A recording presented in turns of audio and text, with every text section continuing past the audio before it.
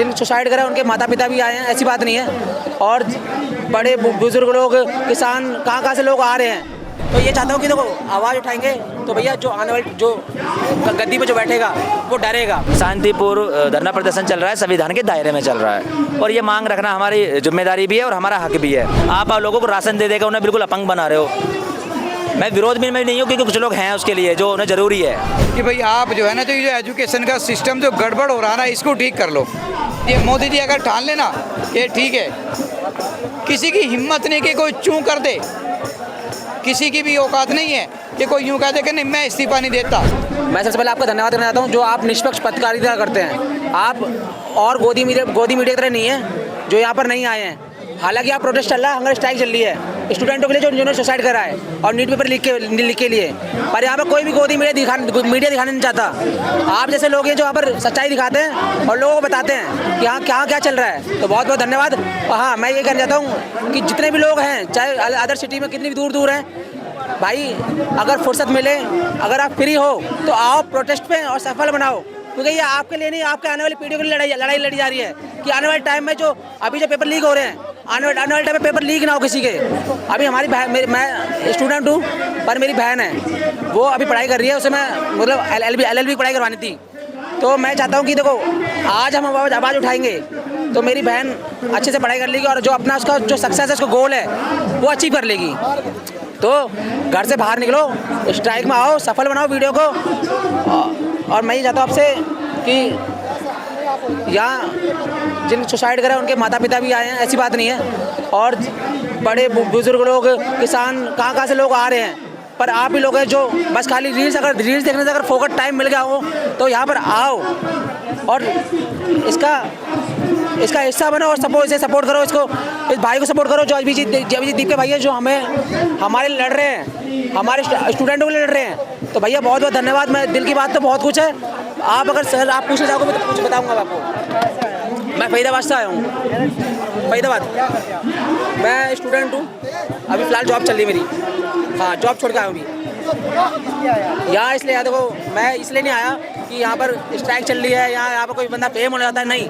मैं यहाँ पर इसलिए आया हूँ, मेरी बहन पढ़ाई कर रही है और जितने भी भाई लोग हैं उनकी बहन भाई पढ़ाई कर रहे होंगे, किसी बच्चे पढ़ाई कर रहे होंगे। तो ये पेपर लीक की जो भ्रष्ट सरकार है, जो सबसे अब घटिया सरकार जो बनी है और जो पेपर लीक होते जा रहे हैं, तो ये चाहता हूँ कि देखो आवाज़ उठाएंगे तो भैया जो आने वाले जो गद्दी पे जो बैठेगा वो डरेगा कि हाँ अगर पेपर लीक करते हैं तो भैया कोई ना कोई द्वारा आंदोलन बैठेगा और हमें गद्दी से हटा देगा। आपको क्या लगता है ये सरकार और अच्छा करेगी?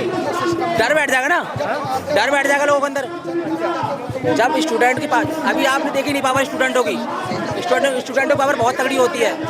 आपने किसान की पावर देखी, सबकी देखी, और जब जिस दिन स्टूडेंट उतरेगा। क्या आप नेपाल बनना चाहते हैं भारत को? देखो अगर सरकार ऐसी रही, निकम्मी सरकार, नाकाम सरकार रही, ठीक है। लोग तो बोलते हैं बहुत विकास हो गया, इतने रोडें बन गई। बताओ, गिनवाओ, विकास गिनवाओ। स्वच्छ भारत बन गया। नहीं, विकास गिनवाओ ना, विकास। घर बन गया, फ्री राशन मिल रहा है। क्या 5 किलो राशन में पेट पाल लोगे अपना? घर में 6 लोग 5 किलो राशन चल जाएगा? क्या हेल्प मिल रही है? 5 किलो राशन पैसे नहीं लगते, पैसे लगते हैं देने में भी। तेल लेने जाओगे तभी पैसे लगेंगे। क्या बात कर रहे हो यार आप? 5 किलो राशन बोल रहे हो कि अब फ्री मिल रहा है, कहाँ फ्री मिल रहा है भाई? तेल पैसे नहीं लगते, राशन लेने जाता है फ्री का। 5 किलो राशन 1-2 रुपए 3 रुपए लगते यार, कौन कह रहा है यार आपसे? भाई 120 रुपए देते हैं हम। कितना? 120 रुपए भैया। तो वो जाकर पुलिस में रिपोर्ट कीजिए। नहीं यार, क्या यही चल रहा है भाई डिपो में? मतलब ये तो मैंने पहली बार सुना है। यार क्या बात है, हम झूठ थोड़ी बोलेंगे। नहीं भाई, देखो ये मैं पहली बार सुना कि कहीं राशन के लिए पैसे लग रहे हैं, फ्री मिल रहे हैं। मैं सही हूँ?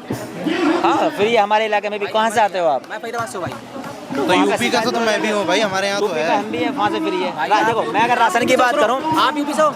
राशन की बात करूँ, राशन हमारे यहाँ पे फ्री है, सभी कार्डों के लिए लगभग फ्री है। और बात है यहाँ पे शिक्षा की। शिक्षा पे क्या पूछना चाहेंगे सर, बताइए। क्या लगता है आपको ये प्रोटेस्ट मतलब बदलाव कर पाएगा शिक्षा में? देखो कुछ लड़ाइयाँ होती हैं, लंबी लड़ी जाती हैं। किसान का एग्जाम्पल सबसे बड़ा है इस चीज़ में। 1.5 साल तक बैठे रहे, 750 लगभग किसानों ने अपनी जान दे दी उसको मनाने के लिए। मैं यूपी से हूँ सर। मैं स्टूडेंट हूँ, एक स्टूडेंट। यहाँ से अभी 2-4 दिन से ही है यहाँ पे। हाँ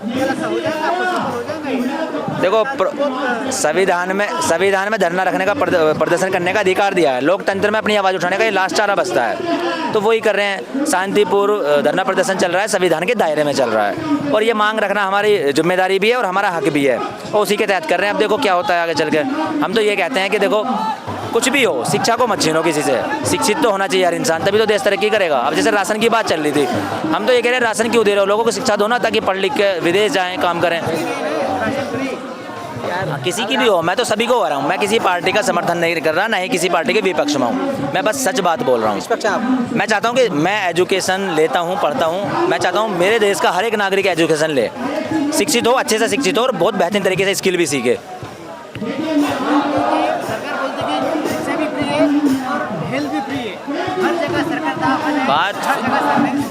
बात फ्री की नहीं है, मैं कह रहा हूँ प्रभावी ढंग से लागू भी होनी चाहिए, दिमाग में बैठनी चाहिए, उनकी विकसित तो करो लोगों को। आप लोगों को राशन दे देकर उन्हें बिल्कुल अपंग बना रहे हो। मैं विरोध में नहीं हूँ, क्योंकि कुछ लोग हैं उसके लिए जो उन्हें ज़रूरी है, जिनको देना दो, लेकिन शिक्षा तो दो कम से कम, बेहतर शिक्षा। जी, राशन मिलने से क्या होगा, कितना बदलाव होगा समाज में? यही तो करो, खाना ही तो मिल रहा है उससे। देश की तरक्की, कौन सा इंजीनियर बनने हैं बच्चे उससे? जैसे मान लीजिए कि सरकार राशन दे रही है या मेडिकल में कोई जो है सुविधाएं दे रही है। जो संविधान है, संविधान का जो भाग 4 है, उसमें राज्य के नीति निर्देशक तत्व हैं, तो उसी में जो है एक आर्टिकल है जिसके तहत जो है सरकार को ये निर्देश है, ये गाइडलाइन है उसमें, कि वो अपने राज्य के लोगों का ख्याल रखे, उनके लिए जो है हर तरीके की सुख सुविधाएं संभव जो है उनके लिए करें। अब मान लीजिए कि जब लोग सक्षम हो जाएंगे तो वो फिर खुद ही लेना बंद कर देंगे, उसमें कोई बुराई नहीं है। वो सरकार दे रही है तो वो सरकार के ही लोगों को दे रही है और सरकार के टैक्स के पैसे से दे रही है, तो वो तो सुचारू रूप से चलते रहना चाहिए। यहाँ जो है सिर्फ जो मेन जो बात है कि जो एजुकेशन का जो सिस्टम जो वाकई में गड़बड़ा रहा है। मैं वैसे जो है यहाँ अभी आ रहा हूँ, मैं 2-3 दिन से जो है मैं अधिवक्ता हूँ, मैं एडवोकेट हूँ यहीं दिल्ली में। जो है मैं आ भी नहीं रहा था, मैं सोशल मीडिया पे ही देख रहा था, लेकिन सोशल मीडिया पे मैंने ये देखा कि एक तो इनका प्रोटेस्ट वायलेशन नहीं है, यहाँ कोई भी असभ्य भाषा इस्तेमाल नहीं हो रही है, और जो है ना कोई भी इनकी अनैतिक मांग नहीं है। अच्छा, और ये तो बेचारे स्टूडेंट तो अब तो ये 15 लाख रुपए भी नहीं मांग रहे हैं। अच्छा, ये 2 करोड़ रोज़गार भी नहीं मांग रहे हैं। ये जो यहाँ है, ये तो ये भी नहीं कह रहे कि भाई आप जो है पेट्रोल के जो दाम है वो कम कर दो। ये भी नहीं कह रहे कि जो रुपया जो गिरता जा रहा है, कि वो पता नहीं कि रुपया गिर रहा है कि प्रधानमंत्री की इज्जत गिर रही है। वो ये भी नहीं कह रहे कि भैया इसको भी तुम चलो छोड़ो, जो जहाँ जा रहा ठीक है जो है। अच्छा, हम विश्वगुरु हैं तो ठीक है, हम विश्वगुरु हैं, लेकिन बस इनकी बात ये है कि भाई आप जो है ना, जो एजुकेशन का सिस्टम जो गड़बड़ हो रहा है ना, इसको ठीक कर लो।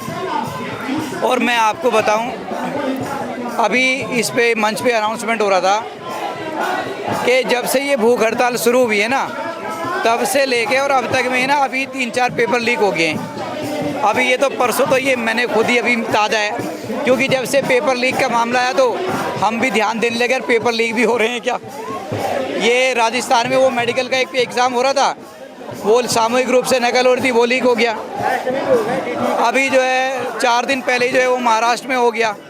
तो भाई ये ऐसे जब नहीं कोई आदमी संभाल पा रहा है तो सरकार क्या करे, उसको बदल दे। और हमारी सरकार में या हमारे देश में योग्य व्यक्तियों की कमी तो है नहीं, एक से एक योग्य और काबिल व्यक्ति है हमारे देश के अंदर जो है।